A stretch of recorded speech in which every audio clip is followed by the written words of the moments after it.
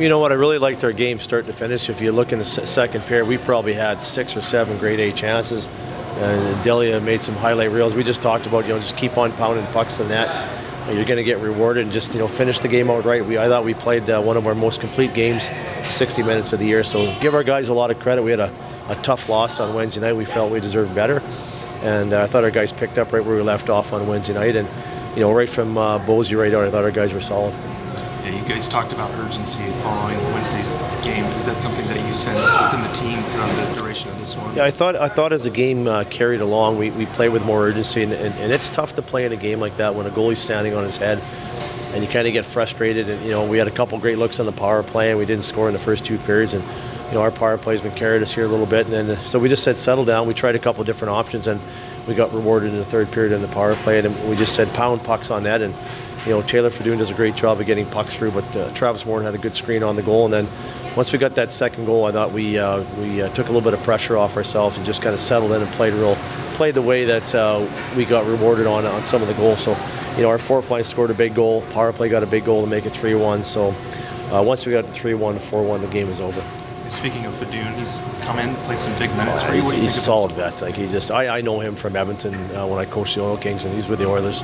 That's a great pickup for our group. And once we get our full D-core back, it should be one of the best D-cores in the American Hockey League. But he's come in here and he's fit right in. It's tough to get traded early in the season like that, and you get traded from a good team like Rochester. But he's been a seasoned true pro and been professional with everything, and he's going to fit great in our back end. Looking at how the D-men jumped into play and made chances and got high danger chances there, how do you give them the confidence to do that? Well, you look in today's game, every team has their D activating. You look in the O-zone, teams are cycling, D are rolling off the blue line. It's you're not even a forward or defenseman anymore. You're a number on the ice. And so basically, if you get 4 in the rush, it doesn't matter if it's a defenseman or a forward coming late. That's just part of the game now, and everybody plays that way.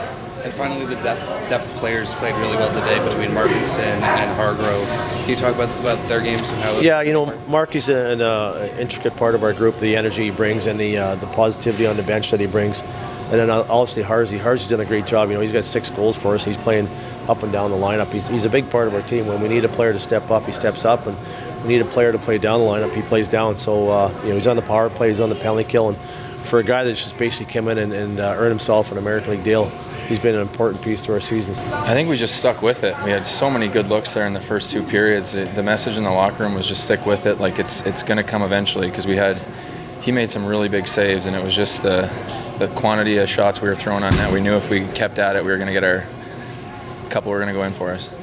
After Wednesday's game, Coach was talking about some of the defensive breakdowns, and you guys are going to go back and look at some of the video. That's your assessment. How are you able to clamp down on that in this game?